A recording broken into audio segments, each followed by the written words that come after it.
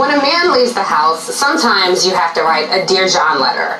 So this morning I hope you'll indulge me while I read mine to the former House Speaker.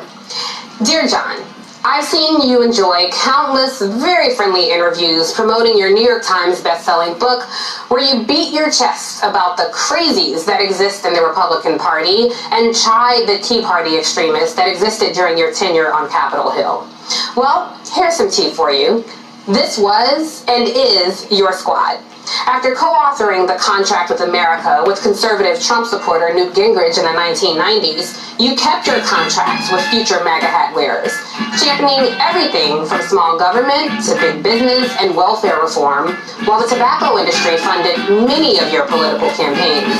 And when that Tea Party that you hate so much helped you become House Speaker, you became one of the most verbal opponents against the Affordable Care Act, and in fact, your partisan petulance led to the infamous government shutdown in 2013 because these extremists in your party, as you now call them, refused to pass a budget that funded Obamacare.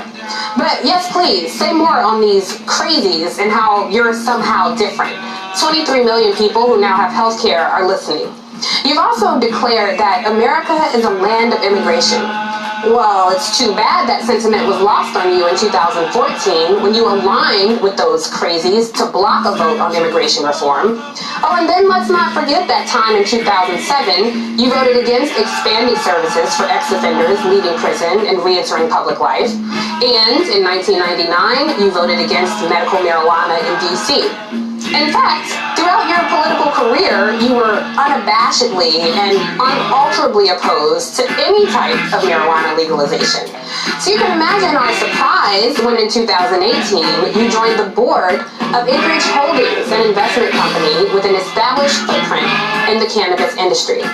After spending a lifetime criminalizing people for one type of grain, you sure were thirsty to get your hands on another type since the legalized cannabis industry reported $10 billion in sales around the time you had that convenient change of heart.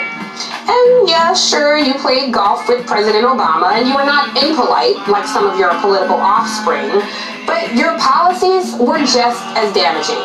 So now what? We're supposed to pat you on the back because you played Dr. Frankenstein for years and the monster you created has begun to cannibalize the entire country? This is the only Republican Party I've known. And to keep it a buck, it's the only party you love, given that after all your recent inconvenient revelations, you still voted for Trump in 2020. Now, I did invite you here in person to address some of these things, but you were not available.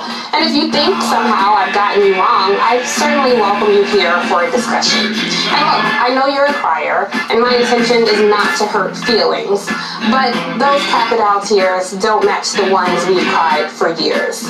So tell your story sad, but the receipts don't leave us with much sympathy.